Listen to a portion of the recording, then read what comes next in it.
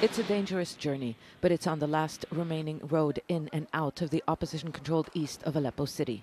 For now, the Castello highway remains open, even though it is being constantly targeted by government planes and helicopters. The regime in Russia are trying to encircle Aleppo by closing the Castello road. It is our only lifeline. Already, 2,000 families left from the districts of Bustan al-Qasr and Qalisi.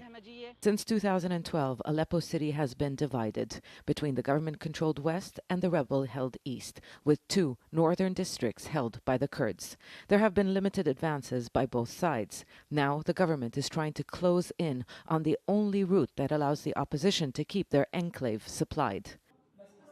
The local council in Aleppo is preparing for the worst. It's declared a state of emergency. It needs to keep services running and ensure there is enough food and medicine if a siege is imposed.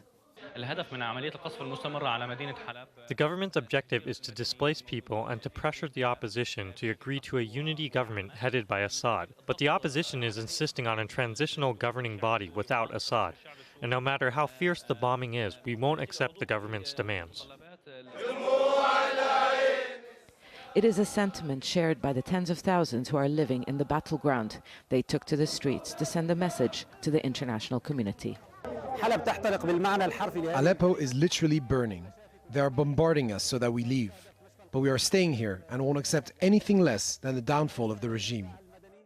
The strategy of the Syrian government has long been to isolate rebel-held areas, cut their supply lines, especially to the borders, and lay sieges. That way, the government can negotiate local ceasefires, giving it political leverage in talks. For now, it is imposing a partial siege on the rebel-held east by continuously attacking Castello Road.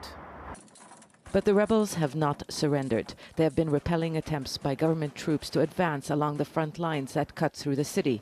Controlling the skies is an advantage in any war. Recapturing Aleppo or laying a tight siege, however, will require battlefield gains on the ground. Zeina, Khodr, Al Jazeera, Gaziantep.